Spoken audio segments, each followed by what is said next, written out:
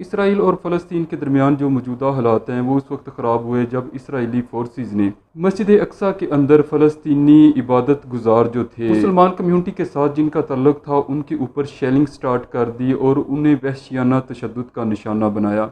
अच्छा, जो उम्मत मुस्लिमा है वो इस कदर मफलूज क्यों हो चुकी है, इसका एक तारीखी पस मंज़र है। जब भी इसराइल फ़लस्तीन के ऊपर अटैक करता है सबसे ज़्यादा जो प्रेशर है वो दुनिया की जो टॉप 10 फोर्सेस में मुसलमान फोर्सेस शामिल हैं, तुर्की और पाकिस्तान। ठीक है, इस्लामी जमहूरिया पाकिस्तान और तुर्की की फोर्सेस के ऊपर सबसे ज़्यादा प्रेशर आता है कि ये दोनों ममालिक क्यों इसराइल को लगाम नहीं डालते और उसके ऊपर अटैक क्यों नहीं करते। आज इसकी वजूहात के ऊपर बात हो कि सबसे पहले हमने इसका जो तारीखी पस मंज़र है इसराइल और फ़लस्तीन कॉन्फ्लिक्ट का, क्लैश का, उसको देखना है। जब 1948 के अंदर इसराइल वजूद में आया है तो फौरी तौर पर उसके जो अरब हमसाया ममालिक थे उन्होंने इसराइल के ऊपर अटैक कर दिया है। 1948 से लेकर सन 2021 तक अरबों और इसराइल के दरमियान जितनी भी जंगें हुई हैं उसमें एक बड़ी अजीब बात है कि अरब जो वसाइल के लिहाज से, जब अरबों के पास इसराइल से ज़्यादा वसाइल थे वो, ठीक है, वो तब भी इसराइल का मुकाबला नहीं कर सके और 1948 से लेकर आज तक सन 2021 तक अरबों को इसराइल के हाथों हर महाज पर, वो सफारती था, वो दिफाई था या वो माशी था, अरबों को इसराइल के जिल्लत अमेश शिकस्त का सामना करना पड़ा है। अच्छा, अब बात करते हैं कि पाकिस्तान और तुर्की इस बारे में इसराइल के ख़िलाफ़ कोई भी अमली कदम उठाने से कासिर क्यों हैं। उसमें आप सबसे पहले देखें कि पाकिस्तान अपने वजूद के बाद 1947 से लेकर सन 2021 तक शदीद तरीन माशी मुश्किलात का शिकार रहा है। एक बात। दूसरी बात यह है कि पाकिस्तान मार्ज़ वजूद में आने के बाद पाकिस्तान को जो सबसे बड़ा चैलेंज था, अपने से 100 गुना बड़े दुश्मन भारत से था। ठीक है, भारत के साथ उसके कई महाज पर, कारगिल को देख लें, मकबूजा कश्मीर को देख लें या उसके बाद आप लाइन ऑफ कंट्रोल को देख लें, पाकिस्तान इंडिया के साथ 12 महीने हालते जंग में रहता है।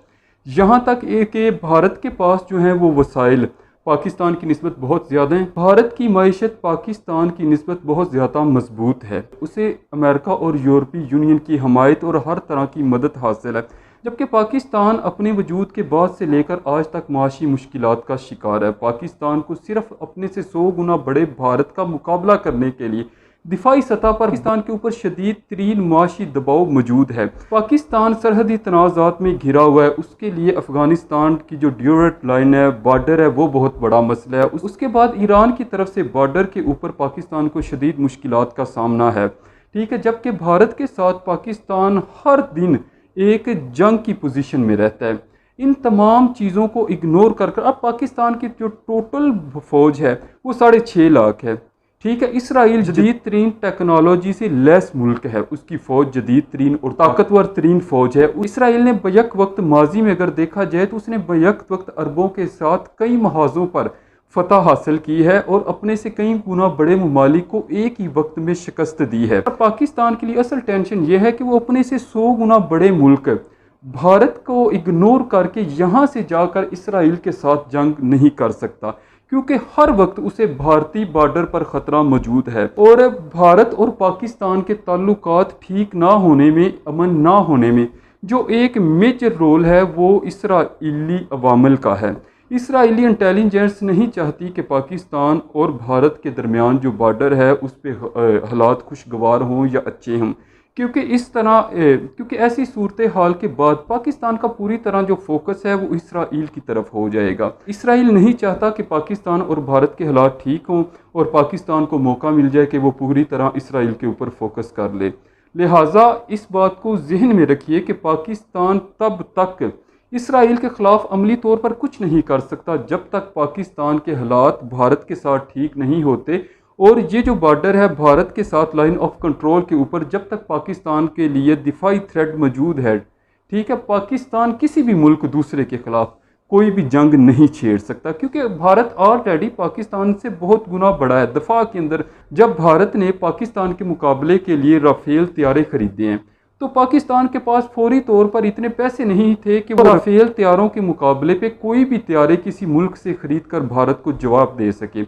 लिहाजा ऐसी सूरत हाल में ये कहना कि पाकिस्तान जानबूझकर ऐसा कर रहा है या उसकी जो है क़यादत वो कोई बुज़दिल है, नहीं, ये बिल्कुल जज्बाती से बयान है। पाकिस्तान इस पोजीशन में ही नहीं है कि वो यहाँ इतने बड़े दुश्मन को छोड़कर जाकर इसराइल का मुकाबला करे। पाकिस्तान और तुर्की सबसे बेहतरीन जो है, या उम्मत मुस्लिम है या मुस्लिम ममालिक जो हैं, वो सबसे बेहतरीन किरदार ये अदा कर सकते हैं कि वहाँ जो एक बहुत बड़ी सरदर्द है हमास इसराइल के लिए, ठीक है, वो इसराइल के मुकाबले में हमास को स्ट्रॉन्ग कर सकते हैं, फ़लस्तीनी अथॉरिटी को मजबूत कर सकते हैं, डिफेंस के मामले में, मईशत के मामले में, ठीक है, इस तरह के मामलात हो सकते हैं। या जो इसराइल के हमसाया अरब ममालिक हैं, मुस्लिम ममालिक, उनको मजबूत कर सकते हैं, वो आपस में ताल्लुकात ठीक कर सकते हैं। अब देखें कि पाकिस्तान ईद के मसले पर, पाकिस्तान के अंदर से भी थ्रेड इतने हैं, वो तबकाती तौर पर तकसीम है, फ़िरकियाती तौर पर तकसीम है, मजहबी तौर पर, मसलकी तौर पर,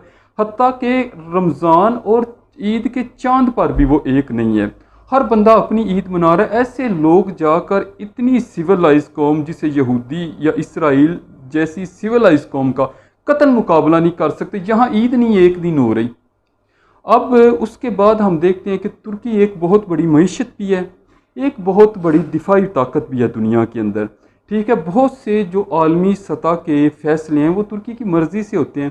तुर्की के लिए इराक़ी सरहद पर, शामी सरहद पर कुर्दों की सूरत में बहुत से चैलेंजेस मौजूद हैं। उसके बाद जो तुर्की के लिए मगरबी ममालिक, यूरोप बहुत बड़ा थ्रेट है जो हर वक्त तुर्की के सर पर मंडलाता रहता है। पहली और दूसरी जंग अजीम में तुर्की की शिकस्त के बाद अगर मुस्तफ़ा कमाल पाशा कोई हिम्मत का मुजाहरा ना करता तो आज तुर्की का शायद नामो निशान भी दुनिया के ऊपर ना होता।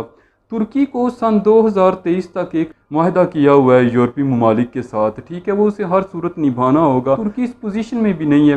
तुर्की को भी इस्टेब्लिश होने में पाकिस्तान की तरह एक वक्त दरकार है। पाकिस्तान और तुर्की में से कोई भी मुल्क, ठीक है, दिफाई सतह की मिसिंग करता है, दिफाई हिकमत अमली के अंदर या दिफाई पॉलिसी के अंदर कोई भी छोटी से छोटी मिसिंग करता है तो इसका सारा फ़ायदा जो है वो इसराइल को जाएगा। यानी कि तुर्की जो है यूनान और फ्रांस जैसे मजबूत दुश्मन के होते हुए किसी भी सूरत वो इसराइल के ऊपर अटैक नहीं कर सकता। क्यों? अगर वो उधर जाएंगे, पीछे से फ्रांस और यूनान को ये मौका मिल जाएगा, वो डायरेक्ट तुर्की के ऊपर अटैक कर देंगे।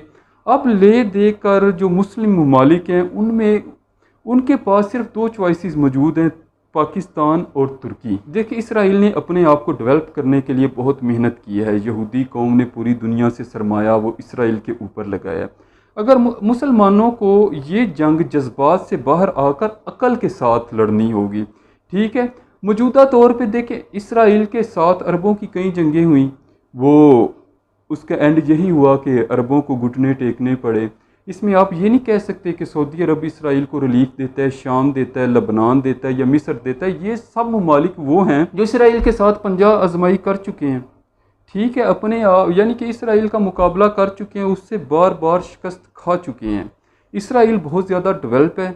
इसराइल उम्मत मुस्लिमा का जितने मसाइल हैं, तबकियाती मसाइल हैं, यानी कि फ़िरक़ों के अंदर बटी हुई है, सुन्नी शिया बहुत बड़ा थ्रेड है। इसराइल को ऐसा कोई थ्रेड नहीं। पूरी दुनिया के अंदर बसने वाले यहूदियों का दिल इसराइल के साथ धड़कता है। ये मसला सबसे बेहतरीन उसी सूरत हल होगा जब तमाम उम्मत मुस्लिमा एक प्लेटफार्म पे आएगी। सऊदी अरब और ईरान का कोई क्लैश नहीं होगा, शाम का कोई क्लैश नहीं होगा, लबनान का कोई क्लैश नहीं होगा, तुर्की का कोई नहीं होगा। तो ये तमाम ममालिक यूनाइट सिर्फ हो जाएँ तो इसराइल मेरे ख्याल से कभी भी इस मस्जिद अक्सा के ऊपर या फ़लस्तीन के ऊपर अटैक नहीं करेगा। लेकिन आप देख लें कि इसराइल के पड़ोस में जितने मुस्लिम ममालिक हैं वो सब कन्फ्लिक्ट का शिकार हैं। और ऐसी किसी भी सूरत हाल के अंदर उम्मत मुसलमान, ख़ास तौर पे पाकिस्तान और तुर्की जो वाहिद दो मुसलमान ताकतें बची हैं, इनके पास चांस नहीं है ये किसी भी किस्म की मिसिंग करें। और सबसे ज़्यादा ज़रूरी ये है कि तुर्की और पाकिस्तान पहले अपने आप को डेवलप और इस्टेब्लिश करें, इस कदर डेवलप और इस्टेब्लिश करें कि पूरी दुनिया के ऊपर इनके फ़ैसलों का असर पड़े।